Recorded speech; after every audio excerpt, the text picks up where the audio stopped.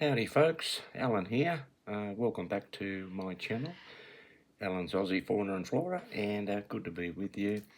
I thought I'd make this video today because I had an injured blue tongue come in, and what happened was, first of all, I let the little bloke go that I was feeding up over winter, and I shot him out in the scrub there the other day. He's going well, I hope. But today, a good friend of mine, her name's Avis, I'm sure she won't mind me mentioning her name. She's 91, going strong. However, she's got a carer to take her shopping. And what happened was they were up at Lawson, another stop up from me. I'm at Hazelbrook. Anyway, what happened, I'll just move this bag over here. What happened was they got out the car and they saw this bloke run over a bloody blue tongue, you know.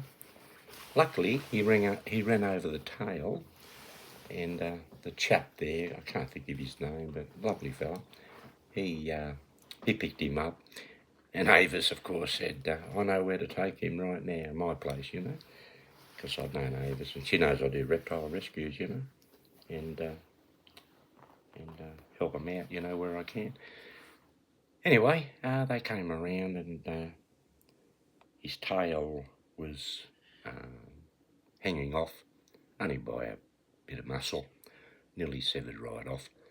So I sterilised my cutting implement and gave it a bit of a tidy up and cut his tail completely off, because they regrow that tail, so there's no problem there.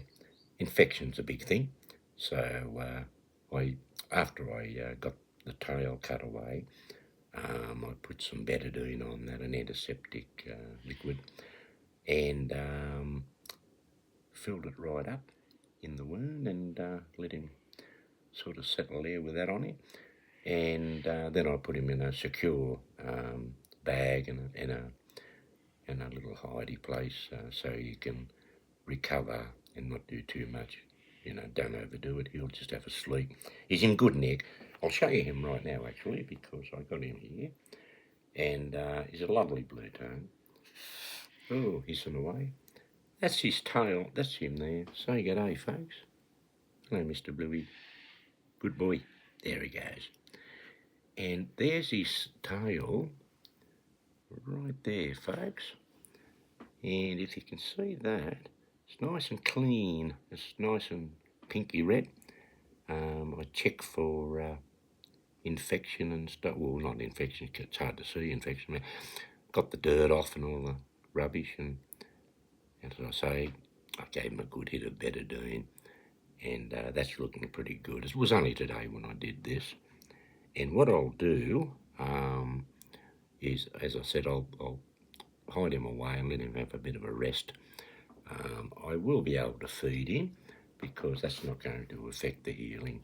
So in a day or two, when he settles down, I'll offer him some food and give him a bit of tucker. Now, the reason I mention this particular injury is because, fortunately, the muscles and the tissue in there come over nicely. They regenerate their tail, and it films over right across like that, and you'll see in probably a couple of weeks or a few weeks, it start to knob over, and that bit that can be fly blown, which is not a good thing because maggots get in there and do a lot of damage.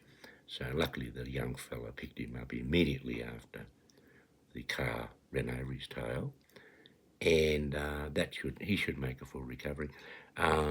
Yeah, that's looking nice and clean. A nice new bit of pink wool, very smooth, will cover that, and then eventually it'll thin out just like a normal tail. They regenerate their tail. Now, had that been up any higher, up near his feet, I'll just show you here, his cloacas there, that's where he poos from.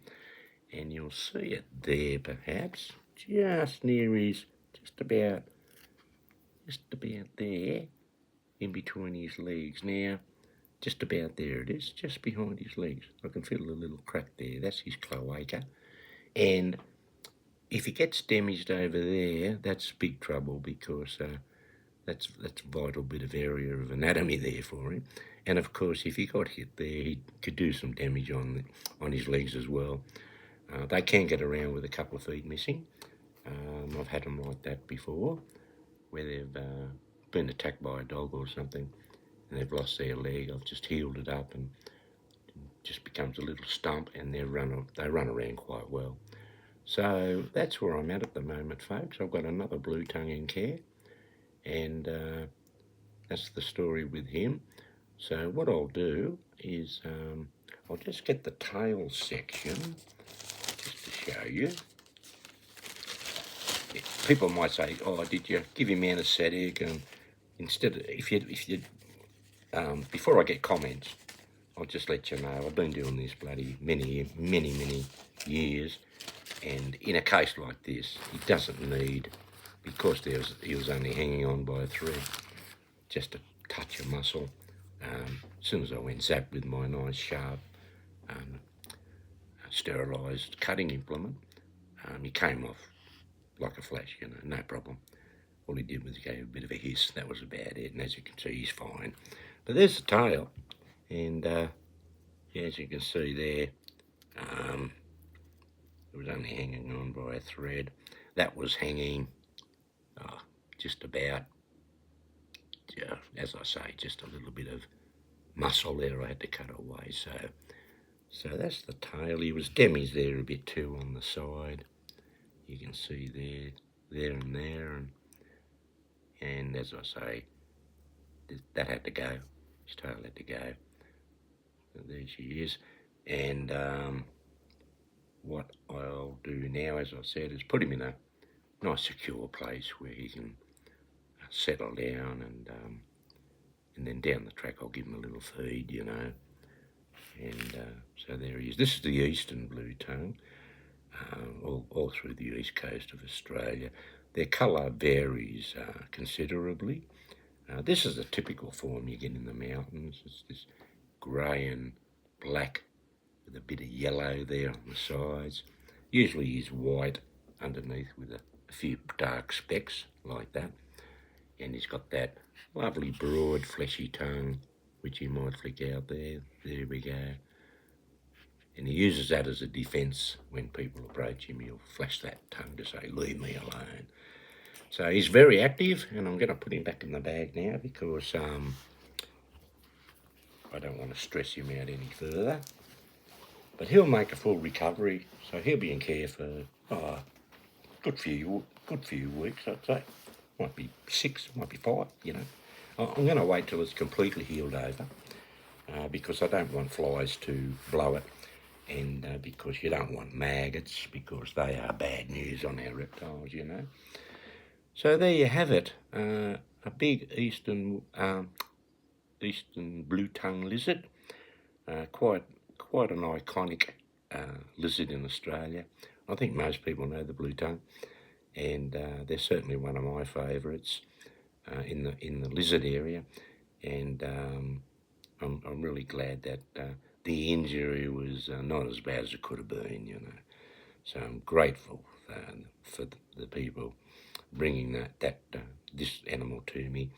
So he's in good hands at the moment, and he'll be out in the wild down the track. So I'll keep you posted. When he starts healing in the back of the tail there, on the end there, where it's a bit rough at present, you'll see the nice smooth pinky flesh that will cover all of that area, all the bone, everything, and it'll come out nice and smooth, from which more growth will occur, and going thinner and thinner, just like a normal tail. Sometimes they stay a bit stumpy. I don't know why that is, but usually it'll thin out a little bit anyway. But there's certainly no reason for concern for this bloke. He will make a complete recovery. It's just a matter of time, keeping him away from flies, and give him a bit of a feed, and then shooting him out once that whole area's healed over, where there's no flesh showing. It'll be just, and after that, ball area there of flesh comes on, you'll get scales forming over the top of that. Unbelievable when you think about it. And he won't have any trouble at all, you know. So thank you, folks, for subscribing and liking and being a part of my channel. As I get animals in and things like that, and native plants I like to film too. I'll do the odd film here and there. By the way, I might mention I'm into coins as well, collecting Australian coins and when they come out, and I might put a video together down the track shortly to show you. I'll kick it off, I think, with dollar coins. Some of the ones that are my favourites, some that are not in circulation. They somehow did turn up in circulation. We look out for those. And low mintage coins as well. But I've got a few interesting coins to show you that I'll whack up down the track. So keep posted for that, you know. Until then, it's cheerio from me, and thank you once again. Bye-bye now. See ya.